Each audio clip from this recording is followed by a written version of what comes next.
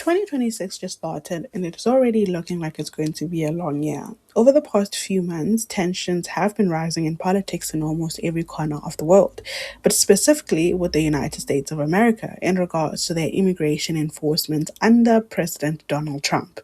Videos circulating on the internet paint a clear picture of injustice dressed up as making America great again. And it is because of such instances of injustice that people all over the world are calling for the boycott of the 2026 FIFA World Cup that is set to take place this June in Canada, Mexico, and the USA. With approximately 6,800 tickets cancelled by the time of writing this, it seems that the calls for a boycott are gaining traction, as even in the UK, reports state that members of parliament are calling for FIFA to contemplate the expulsion of the United States from the World Cup. Calls for boycotts are not new. In the recent years, activists and people alike have increasingly turned to boycott as a tool of resistance, urging the public to withdraw support from companies linked to Israel in an effort to pressure the state into a ceasefire in Palestine and to bring an end to the ongoing genocide. Similar calls have also been directed at the UAE for its alleged involvement in the violence and mass suffering unfolding in Sudan. In the Democratic Republic of Congo, boycott campaigns have likewise emerged to confront modern day exploitation, forced displacement, and the brutal conditions faced by the Congolese communities as a result of cobalt mining. Boycotts generally come from a place of intolerance for injustice.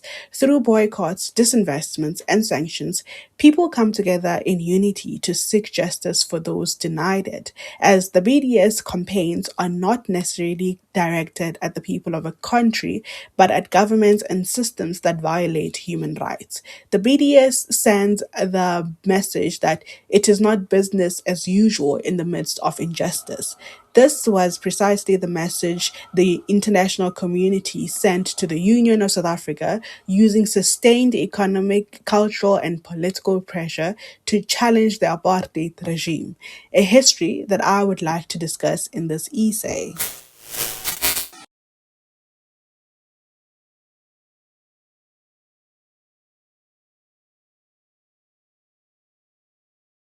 And I think in South Africa, this is really what the conversation needs to be about. We need to talk about, why did apartheid end? Why did colonialism end? It didn't end because people's perspectives and behavior changed. It ended because it was expensive. It ended because white people couldn't travel anymore. It ended because they couldn't go and play sport, because entertainment for white people was over. Therefore, they needed to bring equality. That's not, we need to be honest. What really made the BDS being boycotts, disinvestments, and sanctions, effective in the fight against apartheid was a simple truth. The truth that we are not free until everybody is free, because we are not free until everybody is free. That belief pushed people around the world to refuse silence and neutrality while non-white South Africans were being brutalized by the apartheid regime. Ordinary people, activists, artists, workers, and students organized beyond South Africa's borders, turning solidarity into action. One of the most influential efforts was the Anti Apartheid Movement, which began in the United Kingdom and grew into a global force. The AAM didn't just condemn apartheid in words, it worked to disrupt it by building alliances with political parties, trade unions, cultural institutions, and global organizations. The movement helped launch cultural, economic, trade, and sports boycotts. This collective action sent a clear message to the apartheid regime that it would not be business, and as it would not be business as usual in the midst of injustice. Across the African continent, solidarity showed up through the frontline states. Remember a few months ago last year when that Operation Dudula lady, that xenophobic lady, was on the news and they asked her what the frontline states were? She was just mumbling, and you think you can be president of South Africa? Excuse me. But nonetheless, so the frontline states were countries like Angola, Botswana, Mozambique, Tanzania, Zimbabwe, and Zambia that chose to stand with those resisting apartheid. From the 1970s, the states offered refuge, training, and political backing to liberation movements, putting real pressure on the apartheid regime. For South Africa's freedom fighters, this way the ANC, the Umkhonto we Sizwe people, the frontline states opened up a new front in the struggle and proved that the fight against apartheid was never South Africa's alone. A boycott by black customers is working. Some shopkeepers talk of going out of business. TVI reports the mood amongst the whites as violence and economic crisis spreads. So let's talk boycotts.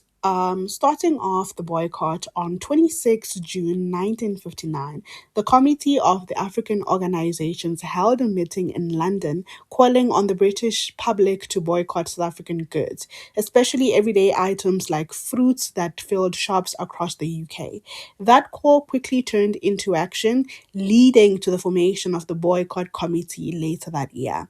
Activists like Dennis Fombey, I hope I'm saying that right, of the London based Committee of the African Organizations, and Patrick van Rensburg of the South African Liberal Party pushed the campaign forward, with ANC's chief Albert Luthuli adding crucial weight by publicly calling for an international boycott in December 1959. When it comes to authoritative and oppressive governments like the one we are talking about today, I do believe that an important or crucial part of the BDS is arms embargo. I did history in high school, so I this word is familiar to me, but I needed a little refresher on what it meant. So arms embargo is when governments or international bodies ban the sale and transfer of weapons, ammunition, and military technology to a country or group as a way to apply pressure and show clear opposition to its actions. In 1970, the British Conservative government announced it would lift its partial arms embargo on South Africa. Activists didn't let that slide. The anti apartheid movement took to the streets, organizing protests that helped block the supply of major weapons to the apartheid regime. By 1977, the AAM escalated the pressure even further, launching a global campaign against military and nuclear collaboration with South Africa to make sure the arms ban was not just symbolic but actually enforced. Not to be a pessimist or anything, but I do believe that this is evidence that some governments, some countries do not care what oppressive governments are doing. Because the Britain's conservative government looked at what's happening in South Africa and was like, yeah, let them have their guns. Let them have their guns. It's only non white people. It's not the real people. It's not white people. So let them have their guns.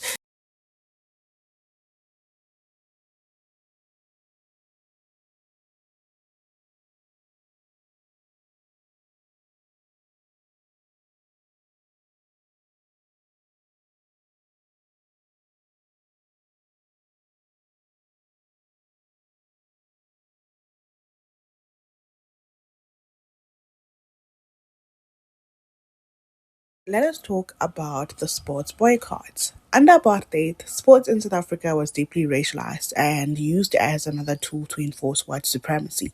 Only white athletes were allowed to represent the country internationally, while separate sports committees were created for white and non white players. Stadiums mirrored apartheid itself, with segregated entrances, sitting, and facilities. And in some cases, in some stadiums, black people weren't allowed altogether. They were banned. Sports was not just a game, it was part of the system. It was part of the apartheid system and perpetuated segregation and discrimination.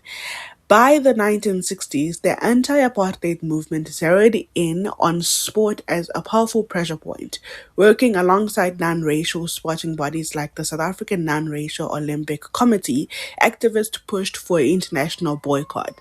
Their efforts paid off when South Africa was banned from the 1964 Tokyo Olympics and later expelled entirely from the Olympic movement in 1970. These campaigns exposed apartheid on a global stage and showed how isolation could hit the apartheid regime where it hurt. Rugby and cricket were sports closely tied to the white identity under apartheid. They became key battlegrounds in these activist campaigns. One of the most famous moments came with the Stop the 70 tour campaign against the Springbok rugby tour of Britain. Protesters made it impossible to ignore apartheid, forcing matches to be played behind barbed wire and under heavy security. The disruption worked because the tour became a public political embarrassment, and a planned cricket tour was later cancelled altogether. Sports, once used to uphold apartheid, was turned into a weapon against it.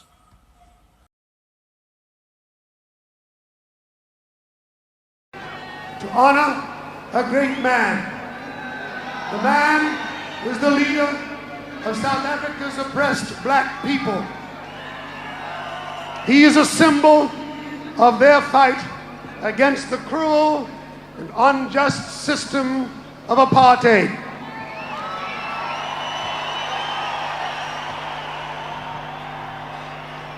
He has been a prisoner. He has been a prisoner locked up for 25 years in a South African prison. He languishes there for his belief that his people should be free. The man is Nelson Mandela.